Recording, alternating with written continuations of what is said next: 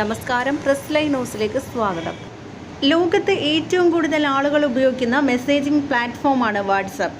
ബന്ധുക്കളുമായും കൂട്ടുകാരുമായും ബന്ധം നിലനിർത്താൻ കഴിയുന്ന മികച്ച മാധ്യമമായ വാട്സപ്പിന് വലിയ സ്വീകാര്യതയാണ് ഉള്ളത്. എന്നാൽ ഇത് അവസരമായി കണ്ട് വിവിധ തട്ടിപ്പുകളും വാട്സപ്പ് മുഖാന്തരം നടക്കുന്നുണ്ട്. ഇപ്പോഴിതാ പുതിയ തരം തട്ടിപ്പ് സന്ദേശങ്ങളാണ് ഉപഭോക്താക്കളിലേക്ക് എത്തിയിരിക്കുന്നത്. ഇതിനെതിരെ ജാഗ്രത പാലിച്ചില്ലെങ്കിൽ വ്യക്തിഗത വിവരങ്ങളടക്കം ഒറ്റയടിക്ക് ചോർന്നേക്കാം. അടുത്തിടെ വാട്സപ്പ് അവതരിപ്പിച്ച സ്ക്രീൻ ഷെയറിംഗ് ഫീച്ചർ ദുരുപയോഗം ചെയ്യുന്ന തട്ടിപ്പാണ് ഇത്തവണ ചർച്ചയായി മാറുന്നത്.